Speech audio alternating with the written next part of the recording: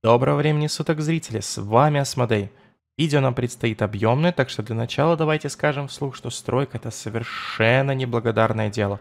Вы тратите часы для возведения периметра, а потом все ваши труды могут быть уничтожены просто огромным накатом противника за считанные минуты. Либо вы строили самую эффективную оборону, а вам ее пробили, так как людей просто не было в момент атаки на этой самой обороне. Но после этого ваш отряд или вас будут винить в глупости, а данную в кавычках ошибку будут вспоминать еще очень-очень долго. Если вы не передумали, то начнем, пожалуй, с тонкостей в стройке.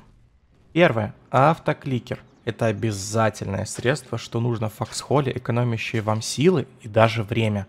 В моем случае я использую автокликер, что будет у меня в Телеграме и показан у вас на экране. Нажал F6, он жмет левую кнопку мыши. Снова нажал F6, действие прекратилось. Поверьте, очень упрощает жизнь. Предположим, вы нашли себе какой-то автокликер, тогда идем дальше. Мы всегда по возможности берем для стройки улучшенную строительную технику. Она делается из обычной строительной техники на малой сборочной линии из 10 обработанных строительных материалов и строит приблизительно как 3 человека молотками. И позволяет также нам закапывать траншеи, воронки от снарядов и разрушенные структуры. Как сделать автоматическую стройку либо копание ресурсов на строительной технике или сборочной машине для ресурсов? Последовательность действий следующая. Нажимаем левую кнопку мыши, Enter, отпускаете левую кнопку мыши, Escape. Все, ваша техника копает, либо строит, пока вы снова не нажмете левую кнопку мыши. Кстати говоря, таким же образом можно ставить круиз-контроль при езде на машине, только там вы нажимаете Ctrl плюс W вместо левой кнопки, а последовательность действий та же. Если же вы хотите разнообразия, то можете использовать автоматический строительный кран для стройки или несколько таких кранов.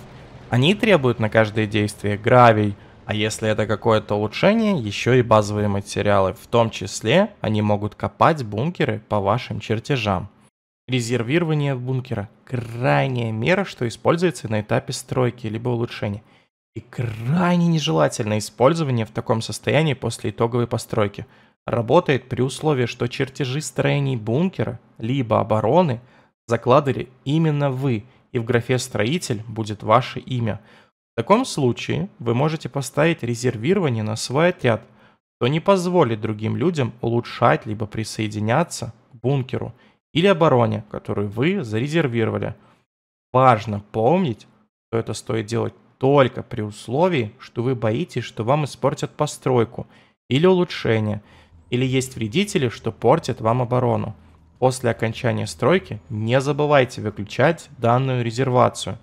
Кроме того, после обрушения бункера и его перестройки резервация спадает, и вам необходимо ее обновлять. Стройка. В игре существует старое ограничение, что не позволяет вам в 20 человек улучшать одно укрепление. В данном случае ограничение составляет 3 человека на отдельную стоящую конструкцию, и все последующие люди, что пытаются вам помочь, попросту тратят базовые материалы, не давая никакого эффекта. Ремонт, например, танков или структур, ограничения такое количество не имеет, так же, как и на выкапывание траншей. Структура фронтовой обороны делится на линия траншей, передовая линия, прикрывающая линия, артиллерийская точка. Линия траншей имеет максимальное сопротивление к любому типу урона на любом уровне, за исключением разрушительного, который всегда наносит чистый урон всем видам построек, вне зависимости от их уровня или типа. Реликтовые базы, бункера, траншеи. Линия траншеи представляет собой буферную зону для передовой линии обороны. Создается с целью дать обороняющимся время на реакцию от неожиданных атак противника и нахождение в ней пехоты, а также невозможности противника к быстрому проходу к мертвым зонам бункера.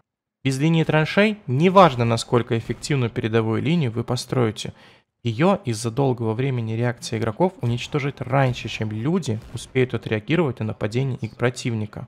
Например, за счет нападения толпой с применением оружия Лунейр, или катлеров, или танковыми линиями. Линия траншей строится также с применением круглых траншей под стационарное орудие. Далее буду называть их либо башнями, либо кругляками. Кругляки, как правило, строятся сразу перед передовой линией обороны с наименьшим зазором ввиду максимальной дистанции работы стационарных орудий и эффективным уроном по бронетехнике либо пехоте. а также с целью, чтобы стационарные орудия периодически могли быть прикрыты позади стоящей обороной с автоматическими гарнизонами.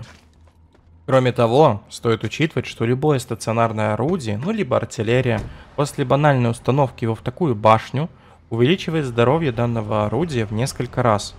Так, например, установка стационарного орудия 94 мм Starbreaker стороны Варденов при установке его в башню увеличит его здоровье с 2650 до 10600. И это только эффективное здоровье орудия без учета его сопротивления к различным типам урона. Перед башнями делается линия обычных траншей, соединенных между собой, где в игровой ситуации стороны Варденов можно также прямо в траншею ставить стационарное орудие Бонсав, стреляющее до 37 метров навесным снарядом, но при этом не позволяющим его видеть либо стрелять по нему вражеским танкам, либо пехоте, из-за особенностей стрельбы навесным снарядом. Исключение. Противник находится на возвышенности по отношению к траншее, где находится это самое стационарное орудие. Все траншеи обязательно укрепляются со стороны противника колючей проволокой без зазоров для прохода пехоты. В случае, если на данном участке будет ожесточенный бой, люди сами сделают зазор, если это потребуется. Ваша же задача – обеспечить ему максимальную эффективную оборону. Все траншеи желательно, но не обязательно улучшать до 2 уровня ввиду значительного упрощения в ремонте, обороняющемся и увеличения здоровья траншеи. В ситуации с башнями это является обязательным, так как противнику зачастую проще уничтожить башню, где стоит стационарное орудие, чем само орудие. Примечание. Если вы строите передовую линию обороны и боитесь, что ваше только что привезенное стационарное орудие украдет какой-нибудь дурак, то если вы построили орудие сами на строительной площадке молотком, и у него есть активная функция «Строитель» с вашим именем, то вы можете зарезервировать данное орудие на свой отряд после установки его в башню. С орудия по-прежнему можно будет стрелять любому человеку и садиться за него, даже при активной резервации. Но никто не сможет упаковать и отвести его в неизвестном направлении не из вашего отряда, на который он зарезервирован.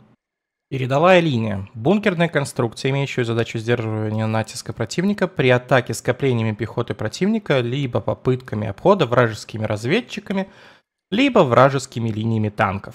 Технология улучшения гарнизонов передовых бункеров получает от бункерные базы, соединенных посредством траншей между собой и присоединенных напрямую к бункерной базе. В случае отсутствия данного соединения улучшения работать не будут, даже если в бункерной базе они уже открылись. Максимальное возможное распространение улучшений от бункерной базы с технологиями в любую сторону составляет 40 строений, неважно, бункер это или траншея, и неважно на какую дистанцию. Поэтому зачастую при наличии технологий в одном бункере проводят наименьший короткий маршрут в следующий фронтовой бункер, чтобы на нем сразу можно было строить оборону второго поколения. Сама же дистанция работы для искусственного интеллекта бункерной базы составляет примерно 80 метров. При постройке гарнизона в строении будет отображаться, включится ли искусственный интеллект и получает ли оно питание от ближайшей бункерной базы. Примечание. В ситуации с реликтовыми базами или городскими комплексами у них есть свой собственный радиус включения искусственного интеллекта. Кроме того, каждая бункерная база имеет ограничение на количество включенных гарнизонов, поэтому если у вас их будет чересчур много, прям должно быть очень много, то самые дальние структуры будут без активного искусственного интеллекта. Для понимания, какой бункер подойдет вам лучше или при желании постройки чего-то своего, у нас есть сайт foxbunker.com. На сайте можно в режиме реального времени проверить углы обзора видимости искусственного интеллекта бункеров, дистанцию их работы, их здоровье, стоимость, улучшить бункер, например, из 2 поколения в 3 поколение, глянуть, как изменится его здоровье, углы обзора гарнизонов, а также другие важные факторы. Так, из важных особенностей, что там есть. Первое. Эффективное здоровье бункера, его размер блоков. Второе. Уровень разрушения. Чем оно меньше в процентах, тем лучше. В скобках значение, после какого количества урона по структуре он достигается. Здесь значение чем больше, тем лучше. И я его буду описывать в последующем как важный параметр. Как работает, сразу разберемся, механика разрушения. При достижении указанного уровня, к примеру, наш уровень разрушения составляет 50%. Когда процент здоровья вашего бункера упадет до 50%, при каждом последующем попадании любым уроном противника, у бункера существует шанс, что конструкция, в которую попал урон, имеет шанс обрушиться с общим уменьшением здоровья оставшегося бункера, а также создать брешь, куда пехота противника может проникать в ваш бункер. Примечание. Есть ряд снарядов, что всегда игнорирует уровень разрушения и имеет свои собственные бонусы на создание этих разрушений. Так, например, заряд Хавок и ряд других снарядов. Третье. Структурная целостность бункера, выражающаяся в количестве красных и зеленых точек, которые приводят к степени эффективности ремонта и здоровья конструкции в целом. Зеленые точки дают нам меньшие дебафы на конструкцию, чем красные, и преобразуются из красных, если они окружены другими конструкциями, при условии, что рядом не находятся два бункера с искусственным интеллектом. В таком случае точки по-прежнему остаются красными. Четвертое. Количество ударов молотком для полного ремонта вашей конструкции. В скобках указан важный параметр – эффективность ремонта за один удар молотком или же один базовый материал. Пятое. Количество ресурсов, что потребуется для выбранного вами уровня конструкции, будь то бетон для третьего поколения, либо базовый материал для второго поколения, либо количество выкапываний лопатой. Из того, на что я обращаю внимание при проектировании конструкции на сайте: углы обзора гарнизонов, общее эффективное здоровье бункера, достижение уровня, после которого может наступить этот самый уровень пробития, он начнет обрушаться, с каким-то шансом, количество ударов молотком и эффективный ремонт за бимат, это важно, и стоимость в биматах конструкций. Ну и наконец-то от теории к примерам конструкций, что я рекомендую. Вот первое. Эталонная вилка или бункер 3х2, один противотанковый гарнизон, два пулеметных гарнизона, эффективное здоровье 8000, уровень разрушения после 5300 здоровья. Ремонт за базовый материал 17.8, стоимость 950 базовых материалов.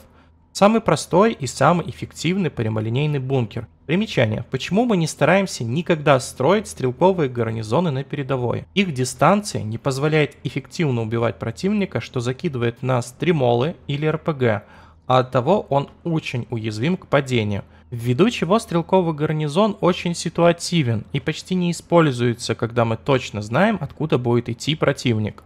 Следующее примечание. Помните, что по измененной механике игры для каждого бункера теперь нужен свой собственный двигатель, либо подсоединение посредством электрических столбов к этому же квадрату, где будет стоять ваш двигатель.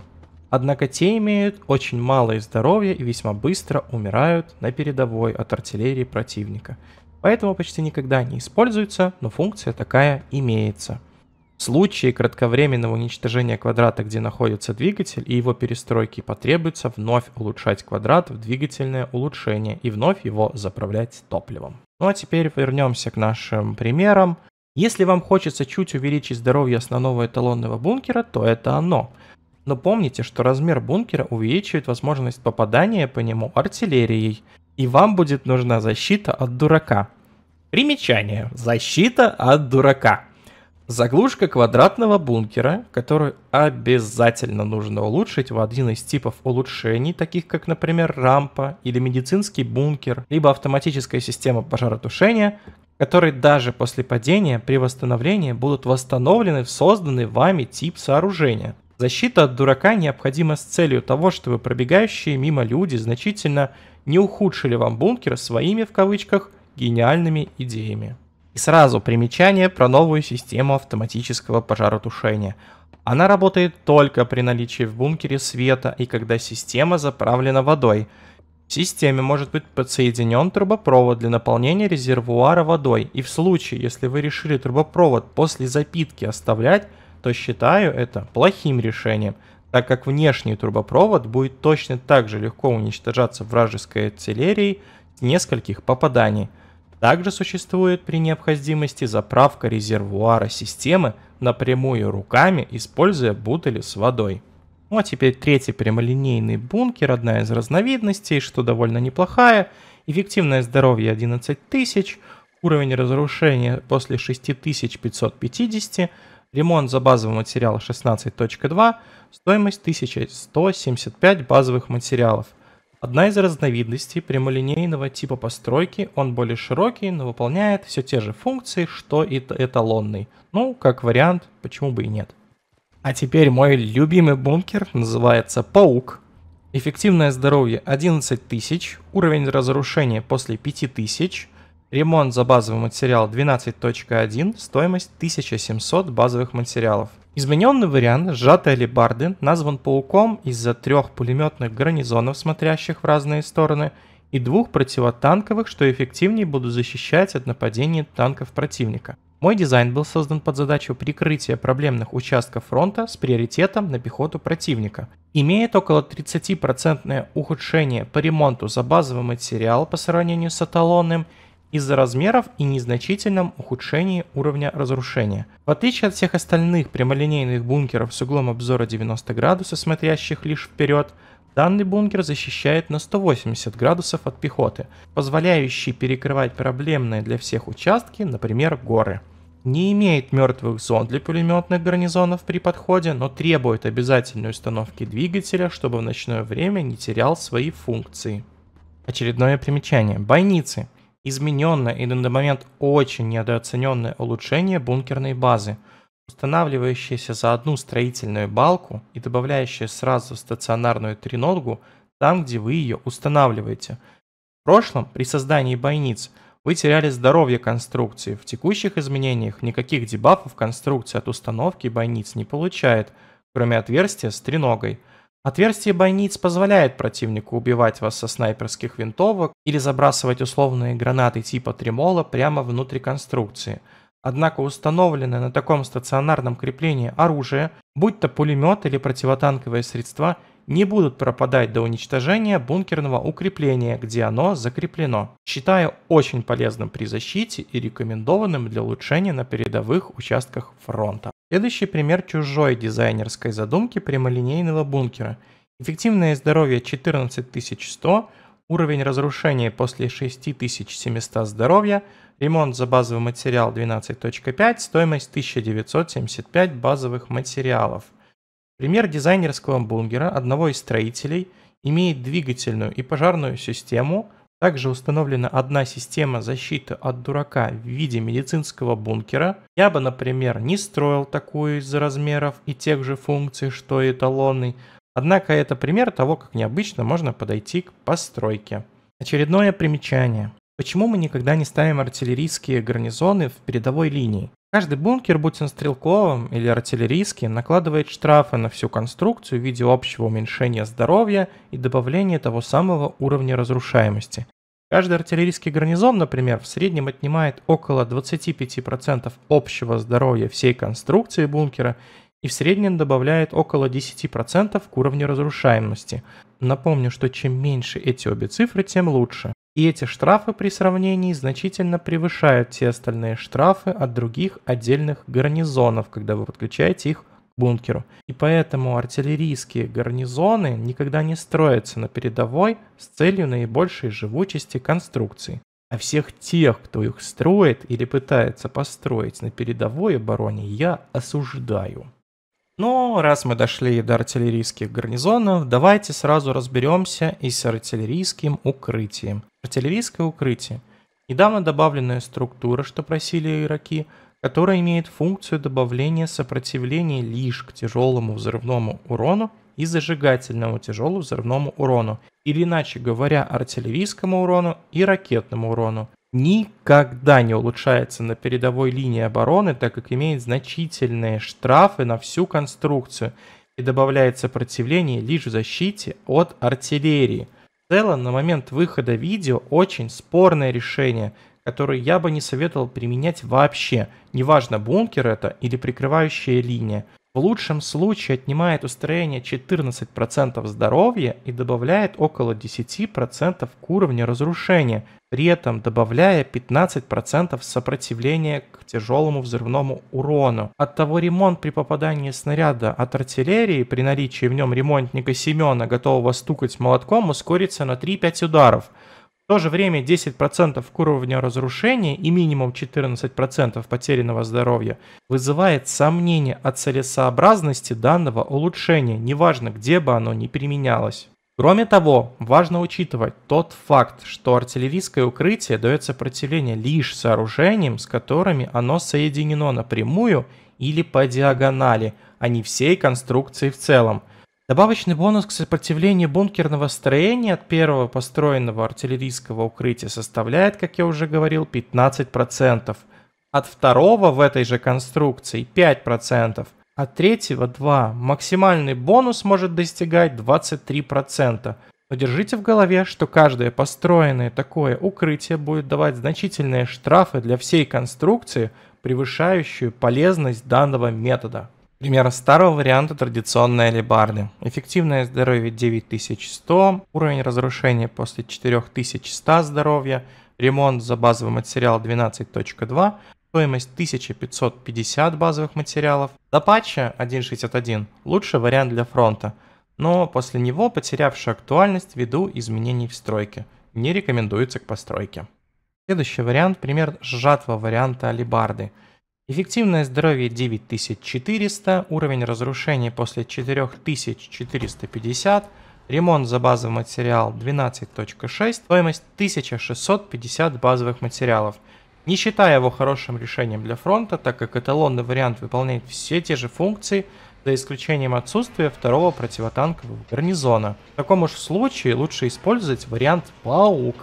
Хоть чуть и дороже в постройке, но за счет более компактного расположения, имеющий большее здоровье и лучшие функции в обороне.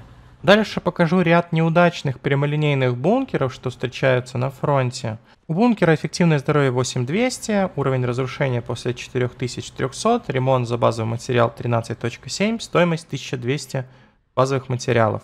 И закрываем мы это все плохим эталонным вариантом. Я решительно осуждаю всех тех, кто строит эталонные варианты одной линии гарнизонов спереди, так как они не только незначительно ухудшают все характеристики бункера, но самое важное, значительно ухудшают видимость версии второго поколения бункера противотанкового гарнизона, делающего его практически слепым. В бетоне ситуация становится получше, но все еще уязвима даже к небольшому обходу танками противника. Прикрывающая линия. Отдельные конструкции бункеров, строящиеся исключительно с целью защиты от артиллерии из-за огромных штрафов от артиллерийских гарнизонов. В структуре создания мы закладываем следующее. Учесть угол возможной атаки противника. Быть массивным строением, чтобы выполнять свои функции как можно лучше. Иметь хорошее эффективное здоровье с целью долгой живучести и наиболее допустимый ремонт за базовый материал. Примечание. Сразу разберем, как работает артиллерийский гарнизон. При получении любого урона от мортиры, либо мортирного танка, либо артиллерийского снаряда или ракеты, если артиллерийскому гарнизону позволяет угол его стрельбы и дистанция, то он делает только один ответный выстрел на одно полученное по нему даже небольшое по урону попадание. Если во время его стрельбы по нему была серия попаданий от одного или нескольких артиллерийских либо реактивных установок противника, то гарнизон запоминает, сколько должен сделать выстрелов по попавшему по нему обидчику и произведет их с учетом задержки на ответную стрельбу. Кроме того, напомню, что недавний патч изменил первое поколение артиллерийского гарнизона, и теперь он стреляет не дальше 175 метров, что делает его бесполезным против дальней артиллерии противника.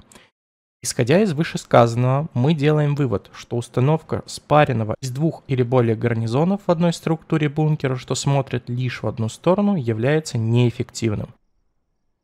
Возвращаясь к постройке. Если вы уверены, что противник будет стрелять по вам лишь на 120 градусов спереди обороны и другие варианты стрельбы невозможны, то в таком случае мы всегда строим одиночные артиллерийские гарнизоны за счет их эффективности в ремонте и живучести. Пример одиночного артиллерийского гарнизона. Эффективное здоровье 6700, уровень разрушения после 4800, ремонт за базовый материал 18.1, стоимость 575 базовых материалов. Хороший массивный гарнизон, что я рекомендую строить из-за его живучести. Далее буду называть его эталонным. Следующий пример одиночного артиллерийского гарнизона. Эффективное здоровье 5600, уровень разрушения после 4200, ремонт за базовый материал 18.8, стоимость 500 базовых материалов. Более скромный вариант по объемам и здоровью, но чуть лучше в ремонте по сравнению с эталонным. Если вы ставите себе задачу постройки наиболее эффективного в ремонте маленького образца, то это он. Далее у нас двойные либо спаренные артиллерийские гарнизоны. Строятся при условии, что мы не уверены, что противник будет стрелять только со 120-градусного направления, которое можем закрыть одиночным артиллерийским. И вот у нас один из примеров. Двойной артиллерийский гарнизон здесь выбрать сложнее, но я выбрал следующий. Эффективное здоровье 10 тысяч, уровень разрушения после 5200 здоровья, ремонт за базовый материал 13.3, стоимость 1150 базовых материалов. Закрывает примерно 210 градусов спереди, удобно прикрывает паука с передовой, но слишком массивный для эталонного 2 на 3. Следующий вариант двойного артиллерийского бункера. Эффективное здоровье 7000, уровень разрушения после 3700 здоровья, ремонт за базовый материал 13.4, стоимость 1000 базовых материалов. Если вам необходим бункер, что будет не таким массивным и закрывает максимально возможный угол, при этом удобно находящийся позади эталонного передового бункера, то это он. Следующий вариант спаренного бункера, называю его краб. Эффективное здоровье 8000, уровень разрушения после 4100 здоровья, ремонт за базовый материал 13.2, стоимость 1000 базовых материалов. Моя сборка немассивного спаренного бункера, 2 клешни, лапки в разные стороны. В общем, краб. Удобно пристраивается к передовому эталонному, неплохо пристраивается и к остальным. Следующий вариант двойного артиллерийского гарнизона. Эффективное здоровье 8000, уровень разрушения после 4200, ремонт за базовый материал 13.4, стоимость 1100 базовых материалов. В последнее время приобрела популярность постройки, но по ошибке строителя довольно часто строят в середине артиллерийское укрытие, которое не дает бонусов к двум крайним важным гарнизонам по краям, ввиду чего теряет свою хоть малую сомнительную эффективность. Осуждаю тех, кто строит такие строения с артиллерийским укрытием. Следующая конструкция. Эффективное здоровье 400. Уровень разрушения после 2400. Ремонт за базовый материал 13.8.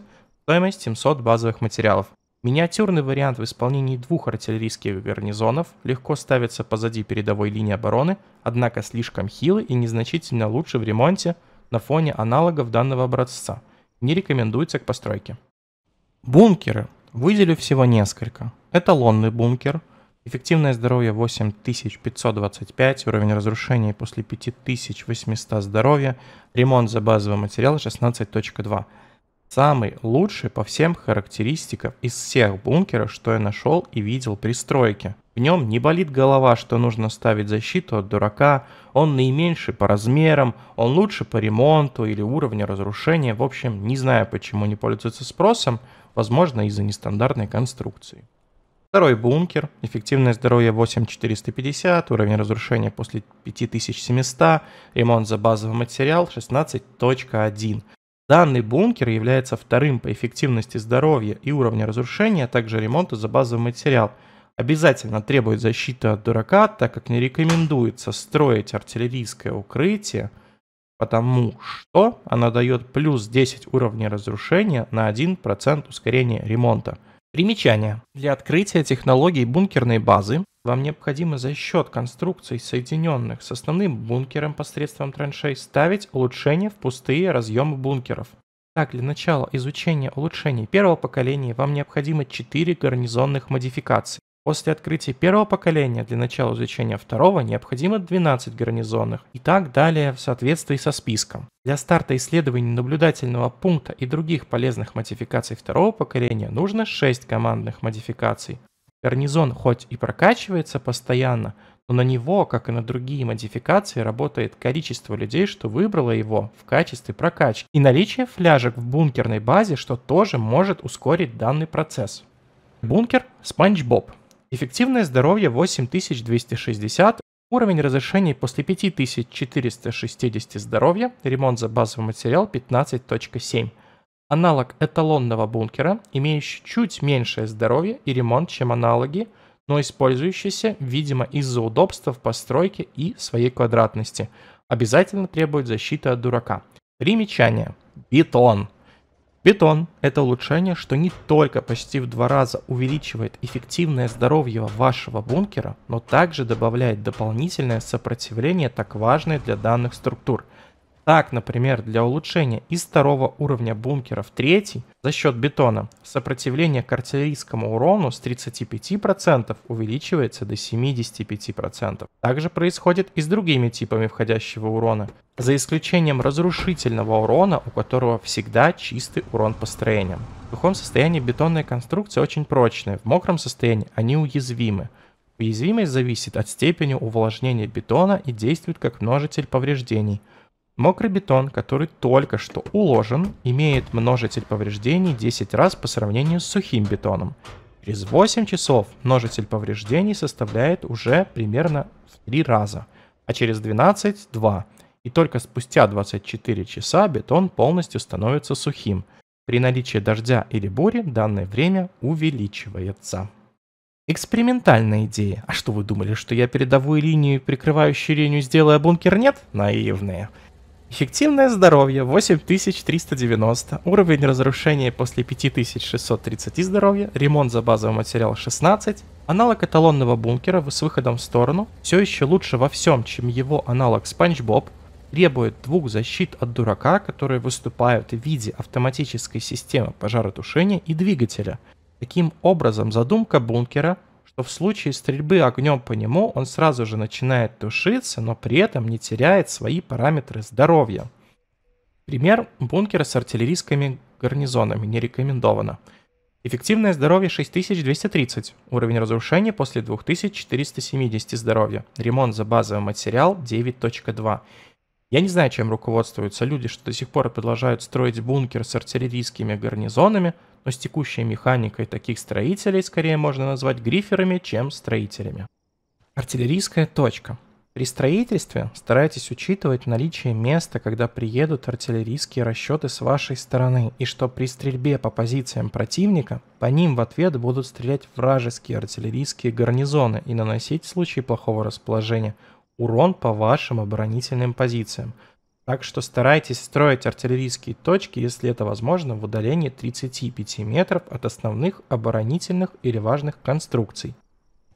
Принцип постройки. Строится башня под артиллерию, а также и прямолинейные траншеи с лестницей для подъема в нем, для удобства перемещения. Почему без кладовой для снарядов? Потому что если вы строите передовой бункер, максимум, что вы сможете построить, бункер 2-го поколения, а у данных бункеров сопротивление к вражеским артиллерийским снарядам только 35%. В то же время сопротивление траншеи 95%, поэтому гораздо быстрее будет ремонтировать траншеи, чем бункер. Кроме того, если бункер будет случайно уничтожен, все находящиеся внутри снаряды пропадут. Кроме того, снаряды лучше привозить на вагонетке с плоской платформой, из-за повышенного сопротивления к тяжелому взрывному урону данной вагонетки, а вокруг вагонетки возводить стену из мешков с песком, что также имеет 75% сопротивления к тяжелому взрывному урону при 1600 здоровья. Примечание. Ящики со снарядами 120 либо 150 мм можно напрямую распаковывать на палету со снарядами или на плоскую вагонетку, или напрямую распаковывать бункер с кладовой для снарядов. Также для артиллеристов потребуется обзорная вышка с подключенным двигателем, чтобы она не только давала обзор корректировщику, но и разведку для всех на фронте. Тут уж сами решайте, где ее ставить, ближе к фронту или ближе к артиллерийскому расчету. Если вы досмотрели до этого момента, вы уже знаете больше, чем большинство игроков Foxhole о стройке передовых баз. Если вдруг вы хотите поиграть со мной, то ссылка на Discord, Telegram и стрим в описании. А если я сэкономил вам время или был полезен, и вы решили поддержать меня монетой, так как монетизация, конечно же, выключена, то ссылки на DonatPay или Donation Alerts также в описании. Я понимаю, что в этом видео будут погрешности. Возможно, они как раз в артиллерийских гарнизонах, потому что я не до конца уверен в механике ответной стрельбы, что она запомнит прям все выстрелы попадания по ней. Но даже с учетом этого, тогда лучше строить одиночные бункеры. С вами был Асмодей, я на это видео потратил примерно 7 дней. Всего хорошего. Стоп, стоп, стоп. Забыл рассказать про механику временного и постоянного гарнизона.